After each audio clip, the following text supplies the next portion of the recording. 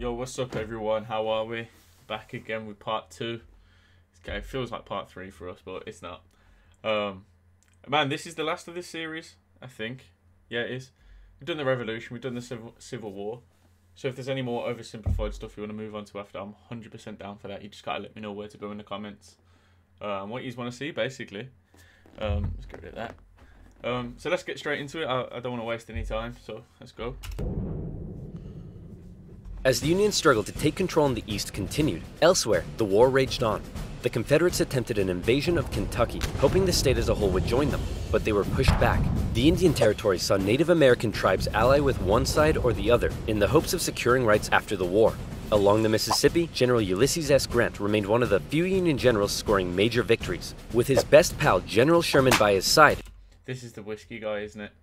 I remember Abraham Lincoln was fixated on sending them whiskey if it meant more victories, which it seems like a good philosophy for now. Grant led his armies down the Mississippi to the Confederate stronghold of Vicksburg. Both sides knew that if Vicksburg fell, the Confederacy would be split in two, and the Confederates prepared for an intense defense of the city.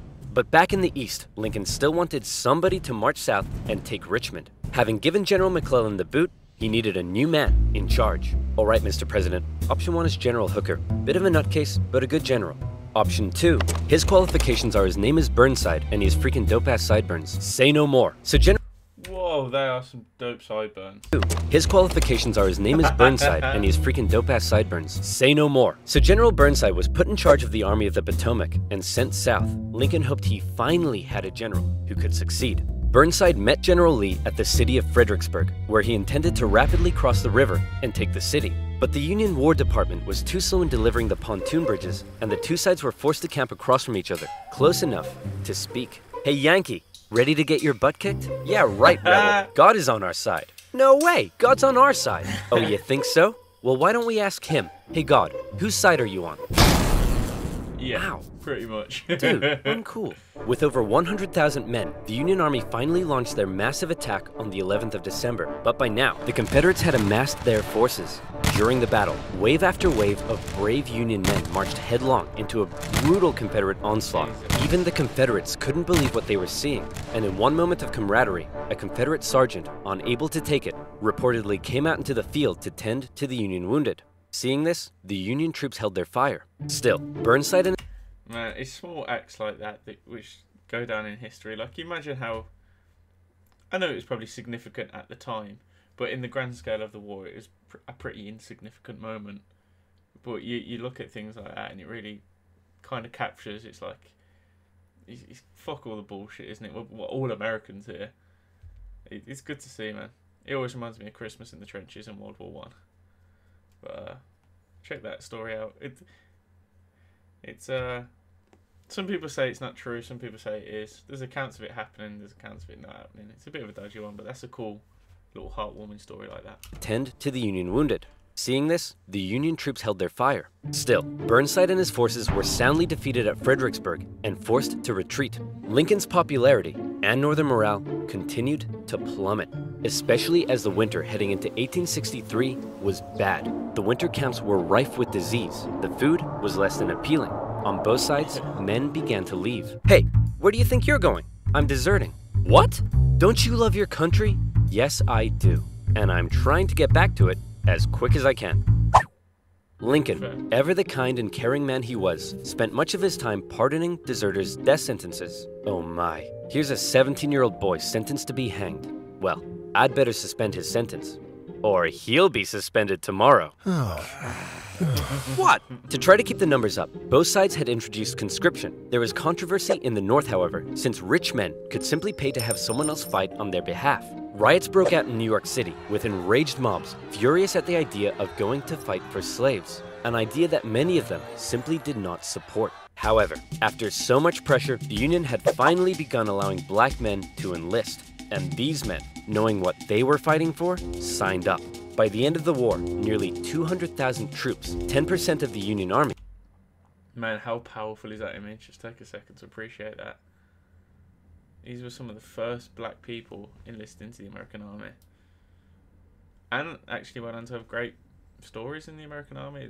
You think of the Harlem Hellfighters. I believe that was World War One. brutal stories about them guys. Warriors. Would be black, the valor and bravery they showed throughout, silencing critics. Okay, well that last guy was useless. Let's try this Hooker fellow. General Joseph Hooker was put in charge of the Army of the Potomac, and once again Lincoln ordered him to move south and take Richmond. Hooker met Lee at the Battle of Chancellorsville, where Hooker had over twice the men Lee did.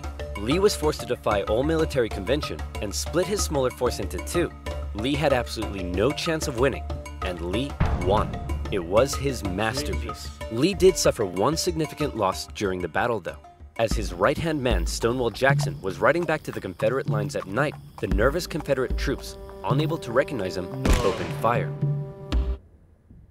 You boys done goofed up. Yeah. Jackson died 8 days later. As for Lincoln, he couldn't believe it. It was yet another loss, and Northern support continued to waver. The war at the moment just seems to be bad on all sides. Like, at this point, well, they say there's no real winners in war anyway, but at this stage, it's just tremendous amounts of people dying on both sides. Great generals being lost. I mean, the only real good thing that's happened so far is African Americans been allowed to enlist. While the Union kept on struggling in the East, out west, unconditional surrender Grant was making moves as always. In an attempt to take Vicksburg on the Mississippi, he made a series of risky and bold movements. He sent a cavalry raid and feigned Sherman north to confuse the enemy. Then, aided by a fleet of ironclads on the river, he raced his army south to cross the Mississippi. Aware that the terrain to the north was restrictive, instead, he strategically moved northeast, hitting Vicksburg's supply line and defending his rear from Confederate armies in Jackson. Once he reached Vicksburg, the Confederate defense became hardened, and Grant was forced to settle in for a month-long siege, during which time he got rather bored. Despite not taking the city, Lincoln loved it and encouraged Grant to hold firm. It would only be a matter of time before the Mississippi was in Union hands. Around this time, the people in the west of Virginia, who had remained loyal to the Union throughout, finally broke away to form their own state. They could have named it anything in the world, but the Big Mountain, my mistake. Canada to Mississippi. High School Musical, the series, the state. Left Virginia. You know, shout out to OverSimplified, man, because he obviously puts a lot of time into this. Creative minds at the time came up with the ingenious West Virginia. Back in Washington, Lincoln once again wanted a new general to take command. Oh my goodness, why do all these 19th century generals look so bust? Look, we got Sleepy Eyes Joe here. That's Princess Leia with a mustache. E.T. phoned the doctor. Fine, why don't we give Snapping Turtle McGee here a shot? So General Snapping Turtle McGee was put in charge of the Army of the Potomac, and it was a crucial time for the Union, because once again, the Confederates decided to go on the attack. So far, they had done exceedingly well militarily. We have some military progress, lots of military progress, pretty darn good military progress. Well, the Confederacy aren't messing around. Confederacy? Early, but as the war kept going, the Confederate economy was no economic downturn. Lots of economic downturn. Mucho grande economic downturn. Crumbling. Riots broke out in the streets of Richmond as the price of bread skyrocketed. Supplies were dwindling. Jefferson Davis wanted to send men west to rescue Vicksburg, but General Lee knew the longer the war lasted, the worse their chances got.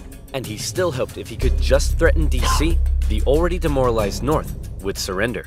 So in June 1863, with the momentum behind him, General Lee once again entered the North, fighting his way through Maryland and into Pennsylvania.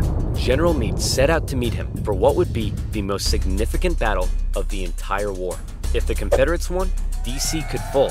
If the Union won, it would be a turning point, as the Confederates would run out of steam, and the small town that was to get caught up in the crossfire of the largest battle in American history was Gettysburg, Pennsylvania.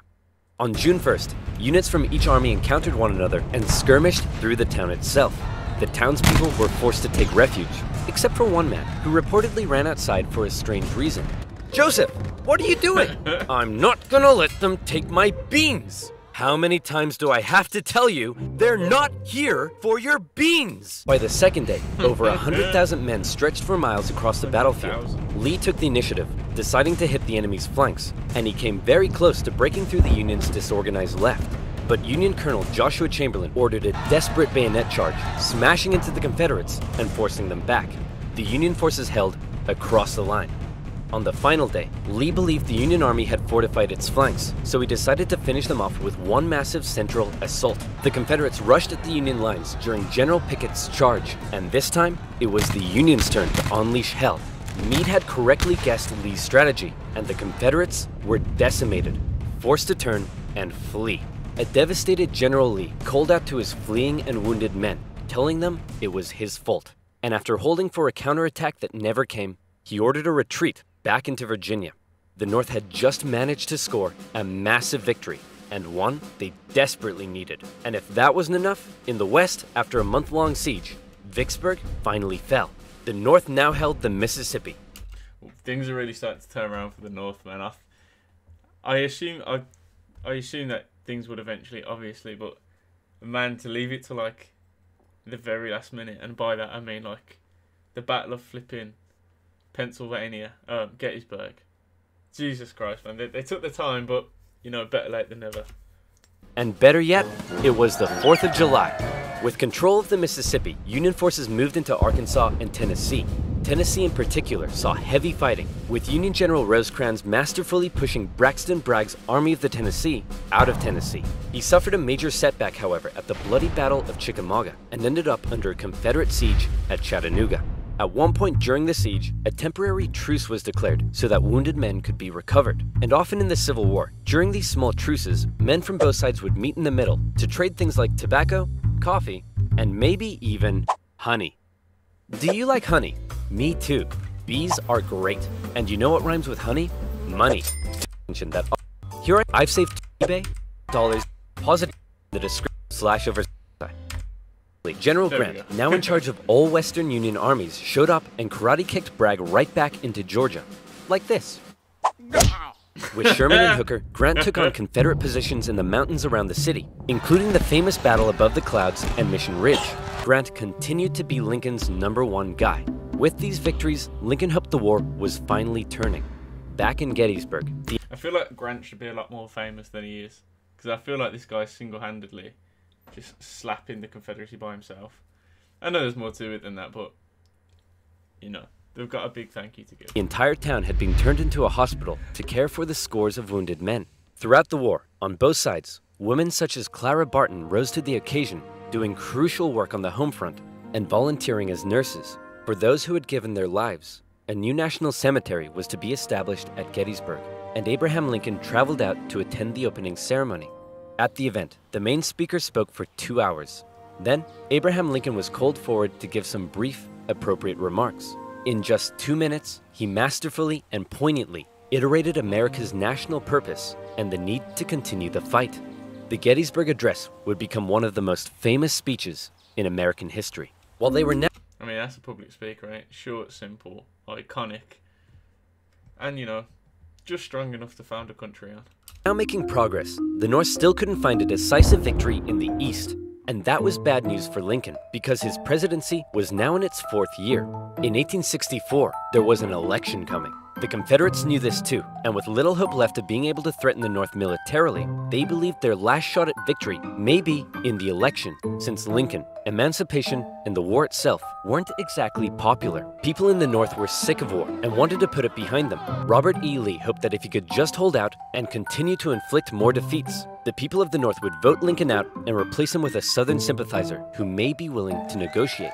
Lincoln knew now he desperately needed a victory. Now, I know what you're thinking, but oversimplified. If Lincoln loves General Grant so much, then why doesn't he put him in charge of the campaign in the East? Well, guess what, loyal subscriber? You've hit the nail on the head. You're bold, Grant. I'll grant you that. I'm promoting you to General-in-Chief, and I ain't taking you for granted. Now, I want you to go defeat Lee. Grant me my wish. Please stop. So Grant was put in charge, and he came up with a new plan. He wanted to press the Confederates on all fronts, with General Banks to capture Mobile, Alabama, General Sherman moving south to Atlanta, and Grant joining the Army of the Potomac as they advanced through Virginia. In May 1864, that plan went into action. Sherman steadily advanced on Atlanta, facing off against a smaller Confederate army under General Joseph E. Johnston. In addition, a cruel yet highly skilled cavalry general and winner of the funniest Confederate statue award, Lincoln Bedford Forrest, was also nearby, doing his best to threaten Sherman's advance. But in a series of battles, Sherman dominated and pushed Johnson back to the city. But he was held just outside of Atlanta itself and was forced to lay siege.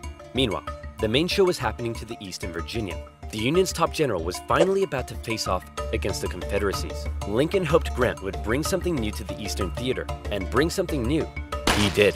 As Grant began moving south, Lee still regularly outmaneuvered him and inflicted heavy casualties, hoping to demoralize the North as much as he could. But here's what set Grant apart from others. He knew Lee was running out of men, and that the North by comparison had plenty. Grant would throw his forces at Lee, and even when Lee repelled them, Grant, rather than pulling back, would give the order to keep moving forward and flank Lee, again and again. In under 6 weeks, 80,000 men would be killed, wounded, or missing. In D.C., Grant was criticized for being a butcher. At the Battle of the Wilderness, the Union casualties were so heavy that Grant reportedly began to weep. But still, Grant could replace his losses. Lee couldn't, and he was being pushed all the way back to Richmond. Lee knew once he got there, he'd be under siege. Then, it would only be a matter of time.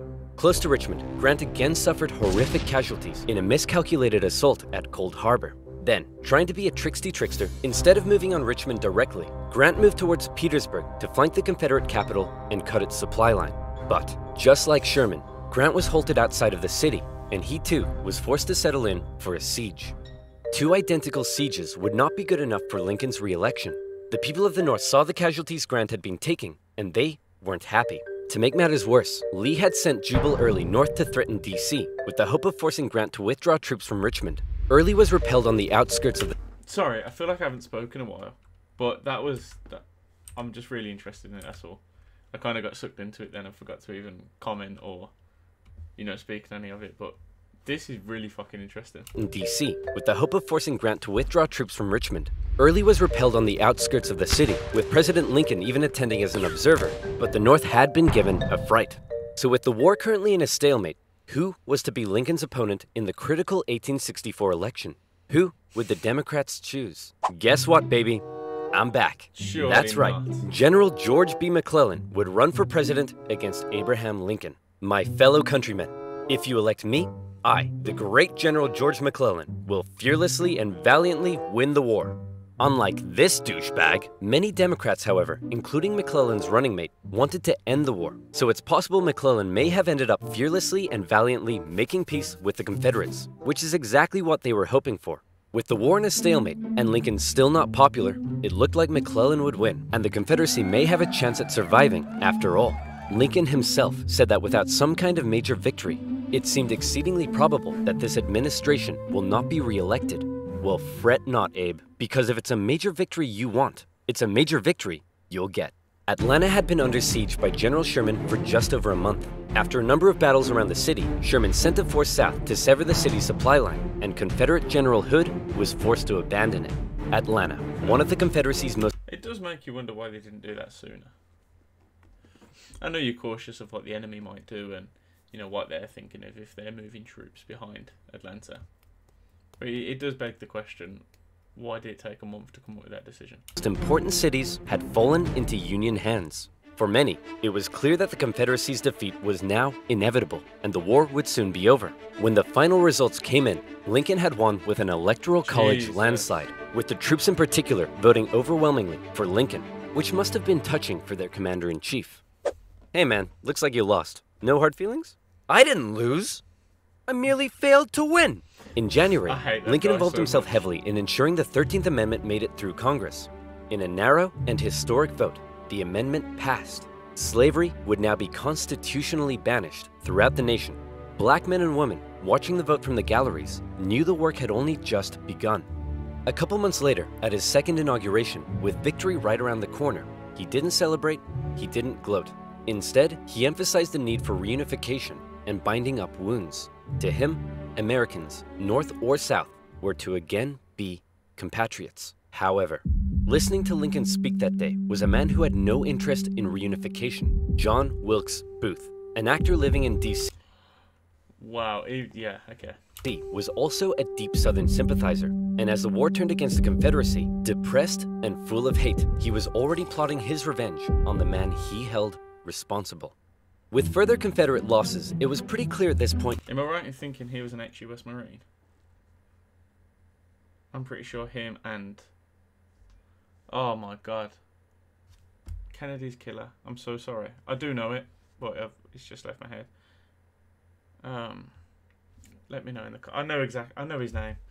And it was any other time, I'd tell you. But because I'm watching a video in front of thousands of people, I've forgot it and look like a dickhead. Who would win. But still, Jefferson Davis showed no sign of giving in. The North were frustrated to see the conflict being dragged out.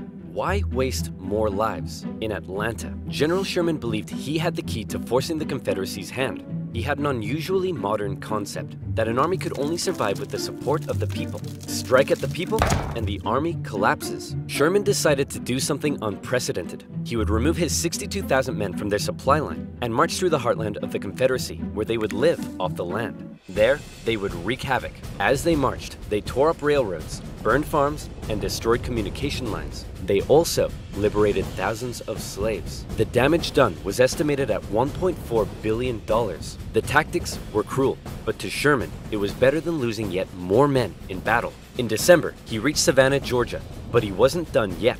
Next, he turned north to inflict his punishment on the first state to secede, South Carolina. As he moved, he came ever closer to General Lee's army, still holding out at Petersburg. The siege of Petersburg had lasted for 292 days. 60,000 of Lee's men had deserted. Numerous Union attempts to break through had failed, but when the breakthrough finally came, it came quick. On April 2nd, a Union assault finally pushed the Confederates from their defenses. Hey man, there's no need to evacuate, right? You'll rescue us like last time, right? Sorry, can't hear you. Lee narrowly escaped the city, hoping he'd be able to meet up with General Johnson and continue the fight. Grant chased him down. Richmond was evacuated, and Jefferson Davis went on the run. As they left, the Confederates set fire to military buildings, but the flames burnt out of control, and as the Union troops arrived, they became firefighters. A couple of days later, Abraham Lincoln visited the war-torn city. Grant caught up to Lee at Appomattox Courthouse, where he trapped his forces. It was here, on April 9th, 1865, that Lee saw no point in continuing. Sir? Listen, bub, I drank a bit too much last night, and now I'm hanging like a fruit bat on a hot day. So whatever you have to say, I don't want to hear it. General Lee says he wants to surrender. Hot diggity dog! Grant and Lee met in the home of a nearby farm family, owned by a man who had tried his best to escape the Civil War years earlier, Wilmer McLean. All right, can we all just hurry up and get this over with? As if. Martha! Oh, wow. Not now! I'm cleaning! Do you want us to get rats? Grant and Lee, after years of war, now spoke respectfully to one another. When Lee left, his face filled with emotion, Grant's men began to cheer, but Grant ordered them to stop. He knew that now was the time for reconciliation. Just over 2 weeks later, General Johnson would surrender to Sherman, ending the war for 89,000 Confederate soldiers in the largest surrender of the war. Not every Confederate state had surrendered, but the war was as good as over. Across the North, church bells rang out and celebrations erupted. In Washington, Lincoln gave a speech from the White House to a jubilant crowd, in which, among various things, he expressed his support for black voting rights. Lincoln had seen the nation through its deepest crisis. The presidency had visibly aged him. He had lost over 20 pounds.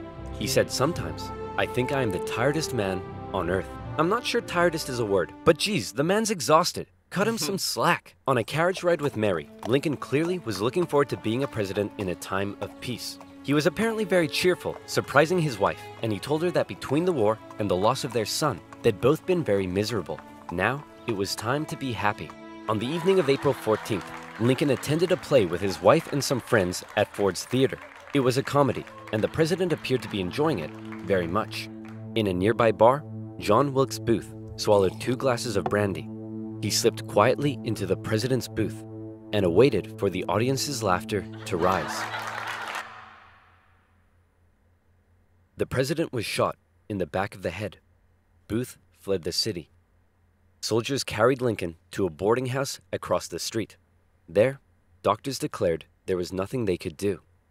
Surrounded by his heartbroken wife, son, and members of cabinet, At 7:22 the next morning, President Lincoln passed away. Never before had a president been murdered. A shocked nation mourned as a 12-day funeral procession carried Lincoln back to his home in Springfield, Illinois. On April 26th, Union cavalry found John Wilkes Booth in a barn in Virginia, where he was shot. Not long after, Confederate President Jefferson Davis was also tracked down and arrested. Imprisoned for 2 years, he was eventually released. The North didn't want to put him on trial for fear the jury may rule that Southern secession had in fact been legal. To ensure reconciliation, other Confederate generals and politicians were allowed to re-enter life in the now restored Union. Scattered fighting continued into May, when the last Confederate forces in Texas disintegrated. The southern states came under Northern military occupation to prevent any further rebellion, and a very difficult era of Reconstruction began. Over 3 million Americans had fought, brother against brother. The civil... Sorry, I just want to... 50,000 civilians, 80,000 slaves. Jesus Christ.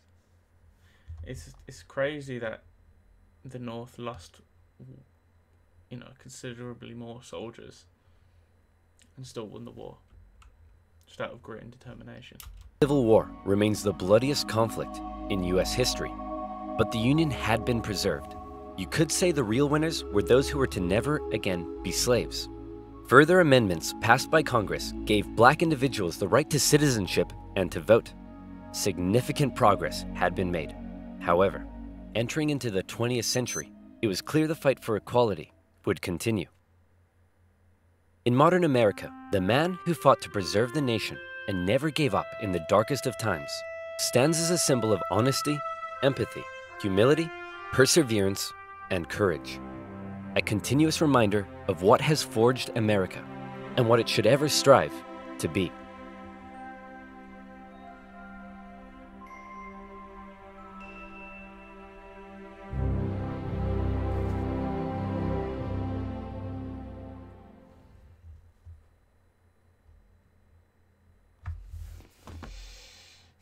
That was an amazing video, and yeah, that was amazing.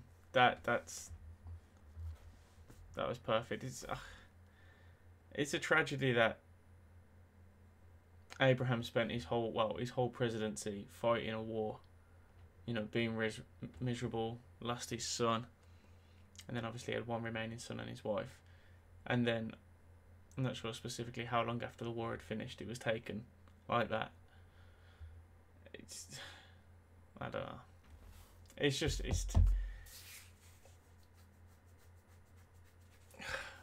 I can't really find the words for it, but what are the chances of that? He's such a great leader. It's almost like he'd served his purpose and then was taken. That was an amazing set of videos, and I thank you guys for just showing me them. What I do want to sit and talk about it, but obviously it's already going to be a long enough video anyway. What else would you guys want to see next? Could do World War II. I'm sure they've got World War One here somewhere. The Cold War. Oh shit, the Cold War would be pretty interesting.